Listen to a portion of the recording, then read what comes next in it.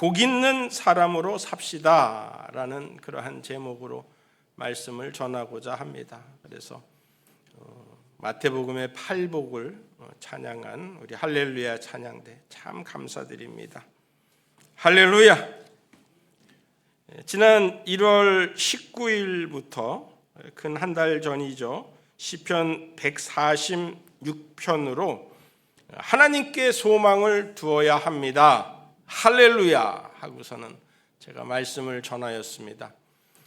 시편에는 총 25번의 복이 있도다, 복 있는 사람에 대한 구절이 나옵니다. 그 구절도 제가 여러분들한테 4주간에 걸쳐서 하나하나 카드로 보내었습니다. 없는 말씀이, 카드가 없는 말씀도 꽤 있어서 제가 만들어서 보내는 그러한 정성도 보였는데 여러분 좋았습니까? 하루하루 복 있는 사람으로 살겠다라는 카드를 받으면서 그런 마음이 들었으면 하는 마음으로 보냈어요. 너무 어지러운 세상 속에서 여러분들이 갈팡질팡하고 이렇게 나라의 어려움을 겪고 있는 이때에 여러분들의 개인들의 삶이 황폐해지면 안 되겠다 하는 말씀으로 기도하는 마음으로 그렇게 4주간에 걸쳐서 복이 있도다라는 말씀을 보냈습니다. 오늘 그 첫 번째 복이 있도다라는 그 첫 번째 구절이죠. 복 있는 사람은, 그래서 복 있는 사람으로 삽시다라고서는 제목을 정하였고요. 인간의 노력에는 우리가 복을 쟁취하는, 복을 얻는 것이, 복을 받는 것이 어려우니까 복은 누가 주어야 하는 거죠. 세상의 우상들이 줄 수 없는 거고 하나님께서 우리에게 복을 주셔야 합니다. 인간의 노력에는 한계가 있다라는 거죠. 하나님이 도와주셔야 된다라는 거죠. 정부의 위기와 이런 국가적인 위기 속에서, 경제의 위기 속에서 우리의 노력에는 한계가 있다라는 거죠. 나라가 통째로 넘어가기도 하고 잘 흔들리고 잘못되기도 하는 때에 내 산업이, 내 일터가 어떻게 보호함을 받을 수 있을 수 있을까? 망하지 않을 수 있을까? 이게 안 된다라는 거죠. 하나님께서 도와주시고 하나님께서 함께해 주셔야 된다라는 거죠. 이 사사 시대를 지나면서 이스라엘 백성들이 이 왕을 원했습니다. 그래서 나라가 제도를 갖추기 위하여서 국민과 주권과 영토를 그렇게 가지면 되지 않습니까? 국민도 있고 그리고 영토도 우리가 이제 하나님께서 이 땅을 우리에게 주셨는데 이 땅에 우리가 사람이 자기의 소견에 옳은 대로 행하는 것이 아닌 하나님의 뜻대로 좀 살아보고자 자기의 리더를 뽑고자 원하였죠. 그 당시에는 왕이 없던 시대라 사사가 왕 역할도 하고 선지자 역할도 하고 또 제사장 역할도 하는 그러한 일들을 감당을 하였습니다. 그 왕의 통치를 우리가 받으면서 이 땅에서 살고자 원하였다라는 거죠. 재정의 분리를 좀 원했더라는 거죠. 그런데 그게 하나님의 통치, 하나님의 백성으로서의 그 소속감에서 벗어나려고 하는 교만한 생각이었다라는 게 많은 후대 신학자들의 해석이라는 거예요. 사사시대의 왕을 원하는 것은 하나님의 통치에서 벗어나고자 하는, 하나님께서 다스리시는 나라를 부정하고자 하는 그러한 일이었다라는 거예요. 사울은 그 왕이 된 후에 자기가 그 나라의 모든 주인인 것처럼, 나라의 주인인 것처럼 그렇게 행하려고 하였고, 또 처음에 겸손했던 마음을 잊어버리고 하나님 앞에 묻지 않았다라는 죄를 범하였다라는 게 성경의 여러 곳에서 나옵니다. 반면에 다윗은 모든 어떠한 상황 속에서도 하나님을 의지하고 또 하나님 앞에 늘 감사와 찬양, 예배를 드린 내용들이 오늘 이 시편의 그 150편 중에서 여러 개의 시편을 거의 다윗의 시편이라고 하지 않습니까? 그럴 정도로 이 많은 시에서 하나님 앞에 예배하고 하나님 앞에 여쭈고 기도하고 찬송하고 감사하는 내용들을 하나님 앞에 아뢰었습니다. 시편 1편은 그러한 교만에서 벗어나는 것이 복 있는 사람이다라는 거죠. 하나님을 벗어나는 악인의 꾀, 죄인의 길, 오만한 자리에서 돌아서라. 이러한 사람들은 다 심판을 받고 망하리로다 하고서는 우리에게 경종을 울리는 거죠. 이 말씀을 대하는 여러분들은 오직 하나님만 의지하여서 복 있는 사람이 되기를 간절히 축복합니다. 할렐루야. 도자기 하면은 독일, 덴마크, 영국, 헝가리를 그렇게 뽑습니다. 다 오랫동안 유럽 쪽이 도자기에 대해서는 최고로 그렇게 생각을 하고 손가락을 꼽는데, 이 아시아에서는 여러 우위 다툼이 있지만 그래도 우리나라 기업인 한국 도자기가 그 5대 기업 속에서 독일, 덴마크, 영국, 헝가리 속에서 같이 어깨를 겨누면서 세계의 도자기로 사랑을 받고 있습니다. 한국 도자기는 1943년에 시작을 하였는데 이미 1950년대에 부도 위기를 맞았어요. 1959년에 김동수라는 지금 이제 장로님이시죠. 그분이 유학을 가려고 하다가 그 길을 접고서는 그 아버지에게서 한국 도자기를 승계를 받습니다.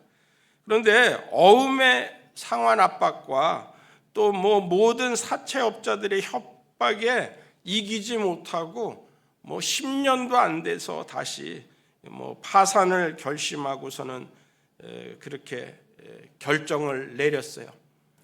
하나님 앞에 가서 마지막 모든 결정을 이렇게 내리려고 하는데, 하나님 마지막 정리도 잘할 수 있게 해주세요 하고서는 기도를 드리는데, 하나님 말씀을 하나님께서 주시는 거예요. 고린도 후서 1장 8절과 9절의 말씀을 주시는 거예요.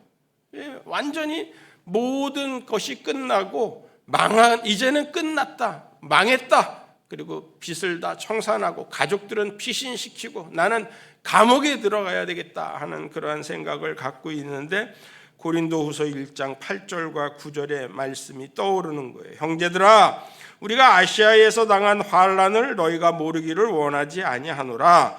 힘에 겹도록 심한 고난을 당하여 살 소망까지 끊어지고 우리는 우리 자신이 사형 선고를 받은 줄 알았으니, 이는 우리로 자기를 의지하지 말고 오직 죽은 자를 다시 살리시는 하나님만 의지하게 하심이라. 이 말씀이 딱 떠오르면서 내가 살 소망까지 끊어졌다라는 말이, 이 사도 바울의 말씀이 자기의 마음판에 꽂히는데, 그런데 그 살 소망까지 끊어지는 이유가 뭐냐? 하나님을 의지하라. 오직 죽은 자를 다시 살리시는 하나님을 의지하라라는 그 말씀을 주셨다라는 거죠. 그래서 다시, 그러면 나를 살려주시면, 내가 이 위기를 넘어가게 하시면 내가 하나님만 의지하는 사람으로서 이 위기를 넘어가게 하시면 하나님을 더 진실하게 믿겠습니다. 그 이후로부터는 하나님께서 여러 가지 일들을 당하여도 또 위기를 피할 길을 주시고 돕는 이들을 붙여주시고 또다시 대출을 허락해서라도 모든 망하는 길을 막아주시고 조금씩 진행하다가 한 10년 지나서 1968년도에 황실 홈세트라는 것을 유럽의 영국과 함께 이렇게 협작하여서 황실 홈세트라는 전설의 한국 도자기 황실 홈세트, 아마 여러분들 집에 하나쯤은 다 호언숫감으로 장담해 가지 않았을까 하는 생각이 드는데, 그러한 도자기를 만들게 되었어요. 뭐 전 세계적으로 영국의 엘리자베스 여왕, 엘리자베스 2세가 즉위 60주년 기념 도자기로 그 일들을 선정까지 했는데, 그 전에 뭐 대통령의 관저, 황실, 교황청, 특급 호텔, 노벨상 만찬상에 또는 선물용 도자기로 이렇게 세계 5대 도자기로 선정이 되었습니다. 또 지금은 또 그 이후로도 또 뭐 몇십 년이 지나지 않았습니까? 한 50년이 넘도록 그렇게 지냈는데, 그 이후로는 점점 더 이 한국 도자기가 전 세계적으로 뻗어가서 세계 3위권에 이렇게 진 랭크가 되고, 모든 판매, 우리나라 그 임금이 싼 것 같아요. 이 장인들이 만드는 것이 굉장히 싸게 만드는 것 같아요. 이 유럽 그 도자기들은, 유럽의 그 찻잔이나 접시들은 상당히 비쌉니다. 그런데 우리나라 이 한국 도자기는 아주 싸다라는 거예요. 그러니까 싼 맛에 뭐 그러면서도 고급스러운 부분에, 지금은 뭐 보석까지 거기에다가 이 도자기에다가 갖다가 장식을 하는 그러한 도자기로 만들었는데, 세계 판매 매출고 3위, 도자기 회사들 중에서 세계 매출 3위의 랭크를 당하고 있습니다. 하나님께서 그렇게 축복하시는 게 오직 하나님만 의지하게 하심이라라는 그 마음을 잊지 않는 거예요.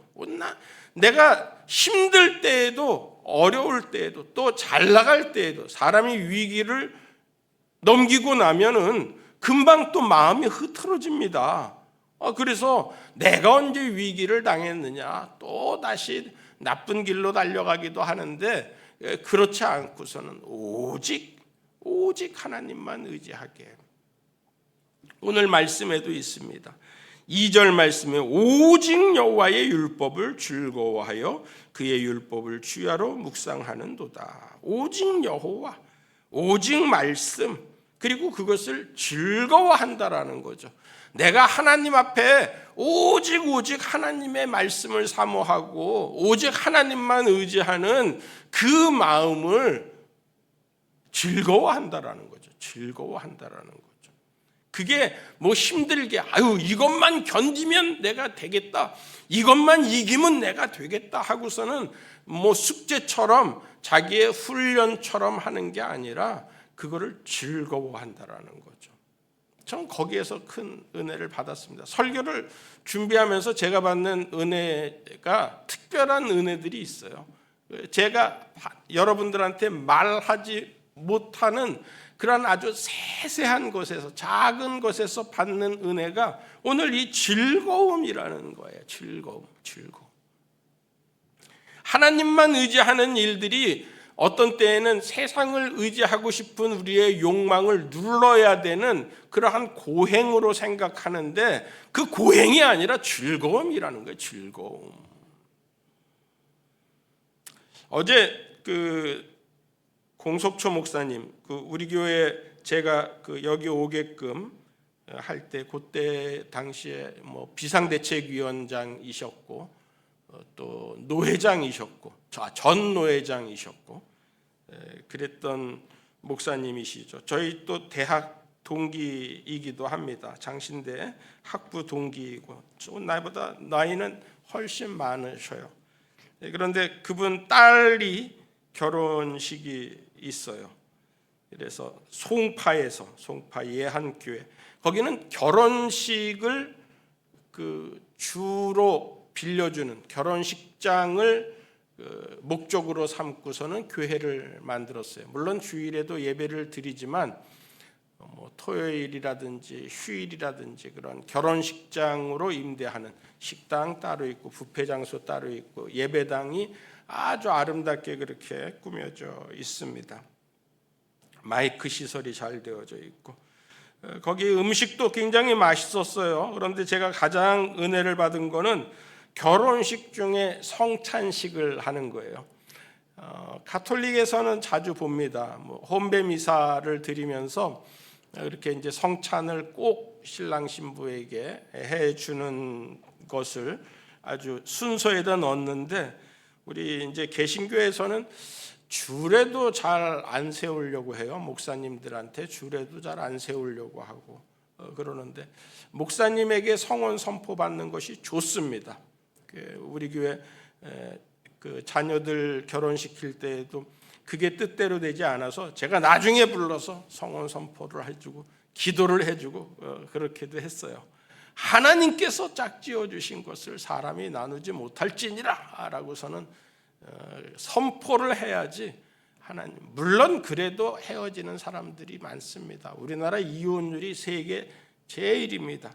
그런데도 이렇게 주의 종이 선포하면은 확실히 좀 그들의 마음에 더 좀 성스럽게 결혼식을 그렇게 갖지 않을까 하는 생각을 갖는데 성찬식을 하면은 더 성스럽겠죠. 예수 그리스도의 살과 피를 그렇게 받는 그러한 예식을 결혼식에서 하나가 되는 부부가 한 몸이 되는 그러한 예식 속에서 하는 거죠. 예수님을 기억하는 거예요. 성찬식은 예수님을 기억하는 거예요. 우리나라 처음 복음이 들어왔을 때에 기독교가 들어왔을 때에 예수님의 이 피를 받는 거 성찬을 하는 거에 굉장한 반감이 있었습니다. 포도주를 피로 생각하고 마신다라는 것이 저들은 피를 즐겨 마신다라는 거 아니냐, 식인종이 아니냐, 야만인이 아니냐 그렇게 오해를 받기도 했다라는 거예요. 뭐 눈에 뭐만 보인다고 뭐 닭피로 귀신을 쫓고 뭐 소피로 선짓국을 만들어 먹고 그다음 사슴피로 뭐 건강 보양식을 하는 사람들한테는 그렇게 피를 먹는 것이 우리한테는 야만스럽게 보였나 봐요. 예수님의 보혈을 알아보지 못한다라는 거죠. 십자가에 쏟으신 예수 그리스도의 보혈, 예수 그리스도의 살과 피로 하나가 되는 그러한 예식, 피의 복음, 피의 언약, 예수의 피만이 우리를 씻어주시지 않습니까? 그래서 제가 전에 있던 교회의 그 표가 모토가 오직 주님이에요. 오직 주님. 오늘 이렇게 복 있는 사람으로 삽시다라는 것이 오직 여호와의 율법을 즐거워하며라는 그 말씀에 이렇게 같이 맥이 통하는 거죠. 오직 주님. 내가 이 세상에 살면서 다른 곳에 여러 가지 일들이 있지만 내가 하나님 앞으로 향하여 목적을 향하여 나아갈 때에는 세상의 성공과 실패, 육체의 연약함과 강건함, 또 모든 자녀들에 대한 기대들, 이 세상에서 내가 성공하고자 하는 모든 욕심들, 정욕들, 그 모든 것들보다 내가 주님 앞으로 달려가는 것에 가장 큰 목적을 두겠다 하는 것이 우리의 복 있는 사람으로서의 사는 삶이라는 거죠.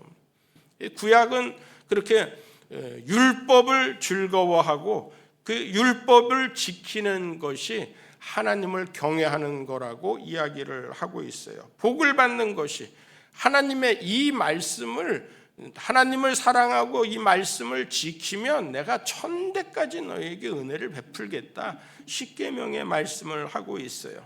이 신약은 예수님의 피가 우리를 죄에서 구원하고 의롭게 되었기에 대저 의인의 길은 여호와께서 인정하시나 악인의 길은 망하리로다 하는 그 말씀이 그 예수의 피의 근원, 예수 보혈의 능력이 우리를 구원하시고 하나님 앞에 의인이라 칭의를 얻게 하시고 우리를 복 있는 사람으로 살게 하신다라는 거예요.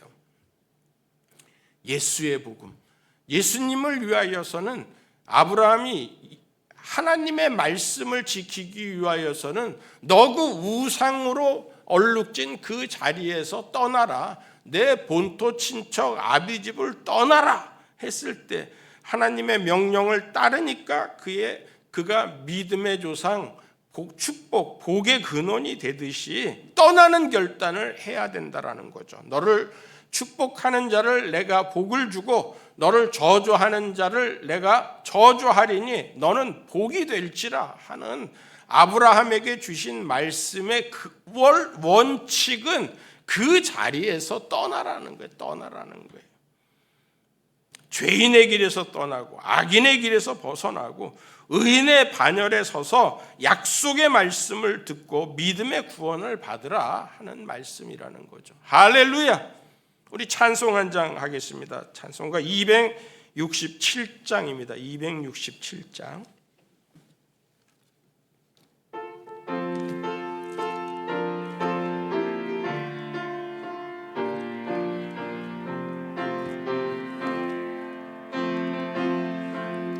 약속의 말씀 듣고 주만 믿으면 구원을 얻으리라. 할렐루야 할렐루야. 내가 예수를 믿어 그의 흘리신 피로 내 죄 씻었네. 할렐루야 할렐루야. 내가 예수를 믿어 그의 흘리신 피로 내 죄 씻었네. 나의 갈 길이 험하고 위험하나 항상 예수의 도우심 믿고 가네.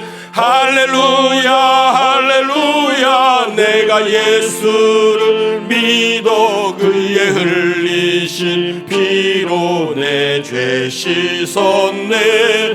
할렐루야 할렐루야. 내가 예수를 믿어 그의 흘리신 피로 내 죄 씻었네. 주의 보좌에 천사들 둘러서서 우리 구주를 높이어 찬양하네. 할렐루야 할렐루야. 내가 예수를 믿어 그의 흘리신 피로 내 죄 씻었네. 할렐루야 할렐루야. 내가 예수를 믿어 그의 흘리신 피로 내 죄 씻었네. 예언자들과 왕들도 반열대로 황금길 따라 나와 찬송하네. 할렐루야 할렐루야. 내가 예수를 믿어 그의 흘리신 피로 내 죄 씻었네. 할렐루야 할렐루야. 내가 예수를 믿어 그의 흘리신 피로 내 죄 씻었네. 우리 모두 다 그 반열 뒤따르며 함께 즐거운 찬송을 부르리라. 할렐루야 할렐루야. 내가 예수를 믿어 그의 흘리신 피로 내 죄 씻었네. 할렐루야 할렐루야. 내가 예수를 믿어 그의 흘리신 피로 내 죄 씻었네. 죄가 씻으면 우리에게 축복이 넘칩니다. 모든 걱정과 근심이 사라지게 됩니다. 예수의 보혈에는 능력이 있습니다. 그 능력이 우리의 죄를 씻을 뿐만이 아니라 우리의 병을 고치시고 우리의 생명을 파멸해서 속량해 주시는 것입니다. 우리의 모든 소원을 만족해 하사 우리의 청춘으로 독수리같이 새롭게 하여 주시는 것입니다. 할렐루야. 268장 또 찬송 부릅니다. 박수 치면서 부릅니다.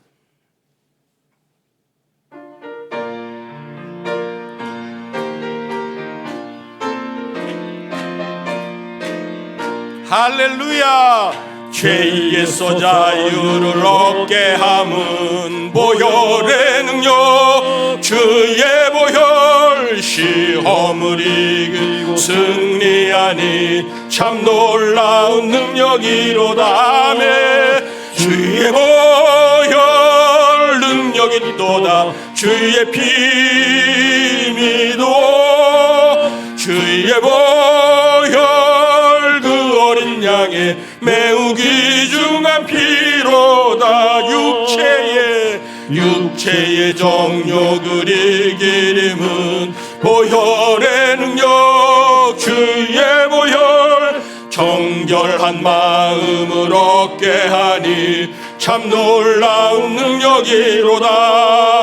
주의 보혈 능력 있도다. 주의 피 믿어 주의 보혈 그 어린 양의 매우 귀중한 피로다. 눈보다 더 희게 밝히는 것 보혈의 능력, 주의 보혈 부정한 모든 것 밝히시니 참 놀라운 능력이로다. 주의 보혈 능력 있도다. 주의 피 믿어 주의 보혈 그 어린 양의 매우 귀중한 피로다. 구주의 복음을 전할 제목 보혈의 능력, 주의 보혈 날마다 나에게 찬송 주니 참 놀라운 능력이로다. 주의 보혈 능력 있도다. 주의 피 믿어 주의 보혈 그 어린 양의 매우 귀중한 피로다. 아멘. 예수님을 믿음으로 복 있는 사람이 됩니다. 주의 보혈을 우리가 먹고 마심으로 주님과 하나됨으로 우리가 복 있는 사람이 됩니다. 교회의 문으로 들어섬으로 우리가 복 있는 사람이 됩니다. 아무 문이나 무슨 게이트 무슨 문으로 다른 엉뚱한 문으로 들어가면 안 되는 거예요. 다른 엉뚱한 방으로 들어가면 안 되는 거예요. 복 있는 사람은 시온의 대로 악인의 문으로 들어가면 올무에 걸리는데 문 앞에서의 선택의 결단은 우리가 하는 거예요. 의의 문으로 들어갈 것인가 성전의 문으로 우리가 들어갈 것인가. 이 말씀은 제가 새벽 기도 때 조금 더 풀어보도록 하겠습니다. 그래서 다른 어떠한 악인의 문에서는 내가 안 가겠습니다. 끊겠습니다. 여기까지입니다 하고서는 단호하게 우리의 잘못된 부분을 잘라내고 내가 기도하겠습니다. 내가 주의 율법을 묵상하겠습니다. 내 모든 염려와 근심과 걱정을 내려놓겠습니다. 나는 모든 술과 담배를 끊겠습니다. 도박과 음란함과 모든 마약에서도 벗어나겠습니다 하는 단호한 결단을 우리가 해야지.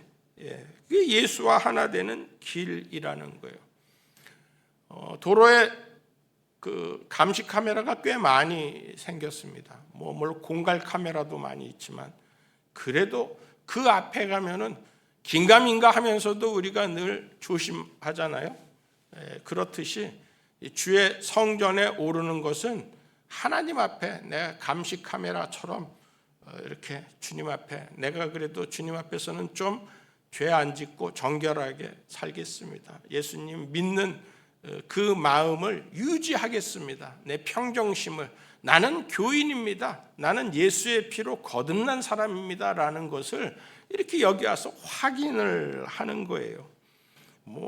30 시속 30, 시속 50, 어떨 때는 지루해요. 그 단속 카메라 앞을 지날 때에는 아니 내 차 성능이 200km도 250km도 나갈 수 있는 차인데 여기 이렇게 좋은 도로에서 이것밖에 안 해주느냐. 지금은 고속도로가 전에는 100km였었는데 지금 110km도 많이 생겼고, 여기 어디 새로 생긴 고속도로는 120km도 내도 된다고 그렇게 하더라고요. 그런데 감시 카메라가 있으면은 200km 나가는 차들도 뭐 그 앞에서는 딱 줄여가지고서는 준법, 법을 준수하잖아요. 그렇듯이 우리 믿음의 사람들이 다만 주일만이라도, 다만 예배드리는 시간만이더라도 이렇게 주님의 말씀을 즐거워하고 묵상하고, 그리고 그 말씀대로 이렇게 결실할 수 있는 저와 여러분들이 되기를 바랍니다. 우리 그렇게도 살아가는 거예요. 이 험한 세상, 다 세상 사람들 다 죄 짓지만 나는 믿는 사람이야, 나는 그리스도이냐, 나는 집사야, 나는 권사야 하면서 여러분들의 직분을 세상 사람들이 알고 있다라면은 그 앞에서는 좀 주의하고, 그 앞에서는 좀 내가 안수 집사로서 살 수 있고 주의 종을 위하여서 기도할 수 있는 그러한 마음으로 살아야 된다라는 거죠. 어떤 목사님이 금침이 좋다라고 그래서 이제 금침을 맞았어요. 금침은 이렇게 뭐 집어넣습니다. 몸 안에 집어넣고 또 그게 완전히 닳아서 없어질 때까지 그냥 몸에 놔두는 거예요. 근데 진짜 효과가 좀 있는 것 같아요. 그런데 그게 어디 외국 나갈 때에는, 공항 엑스레이 때 통과할 때는 늘 곤혹스러운 거죠. 삐삐거리고 이제 그러니까 그래서 이게 참 이런 어려움이 있구나 하는 것을 느끼면서 그런 말씀을 하세요. 죄가 우리 속에 있으면 그 죄는 늘 티가 나게 됩니다. 계속 돌아다니는 거예요. 우리의 약한 부분을 공격하는 거예요. 그런데 예수 보혈은 그 모든 우리의 삶을, DNA를 변화시키는 거예요. 우리를 예수 그리스도화로 완전하게 만들어 주는 거예요. 그래서 사도 바울이 이제 그런 이야기를 합니다. 로마서 7장 24절에 오호라 나는 곤고한 사람이로다. 이 사망의 몸에서 누가 나를 건져내랴라는 이야기를 하고 있는데, 그 다음에 바로 8장에 들어서면서 생명의 성령의 법이 죄와 사망의 법에서 너를 해방하였도다라는 말씀을 우리에게 하고 있지 않습니까? 현대의학은 강합니다. 뭐 담석도, 몸 안에 있는 돌도 다 깨트리고, 지금은 로봇이 다 수술을 해나가는 정밀도에 대해서는 우리나라가 아주 세계 최고의, 값도 싸고 그렇다고 합니다. 교회는 저와 여러분들을 악한 죄에서, 죄의 길에서, 오만한 자의 자리에서 그렇게 구원해 내신다라는 거죠. 교회, 여러분들이 유학생 생활 하신 분들 혹시 있으면은, 그런 분들은 정보를 얻기 위해서라도 교회에 가는 거예요. 교회에 가지 않으면은 아무것도 할 수 없어요. 교회에 가서 살아나가는 방법, 그 다음에 또 다른 사람들과 이런 뭐 교환하는, 물건을 교환하고 필요를 따라 나눌 수 있는 그러한 삶을 배우게 되는데, 저는 이 시편 1편 여러분들이 많은 설교를 들었을 줄로 압니다. 또 제가 이 자리에서 이 짧은 시간 안에 이 시편 1편의 대서사시를 다 설교할 수도 없어요. 그렇지만 여러분들 잊지 말아야 되는 것은, 복 있는 사람은 오직이다, 오직. 나는 오직이다. 그리고 그것을 즐거워하는 사람이다. 복 있는 사람은 오직 주님, 오직 여호와, 오직 말씀을 즐거워하는 거다. 그래서 칼빈의 5대 5개의 오직처럼 여러분들이 오늘도 오직을 생각하면서 나는 복 있는 사람으로 삽니다 라는 한 주간의 삶이 되기를 간절히 축원합니다. 이제는 우리 구주 예수 그리스도의 무한하신 은혜와 크고 놀라우신 하나님의 사랑과 성령님의 감동 감화 축복 역사 교통케 하심이 예배드린 모든 성도들의 가정과 산업과 일터 위에 함께 하시고 복 있는 사람으로 살게 하여 주시기를 간절히 축원하옵나이다. 아멘.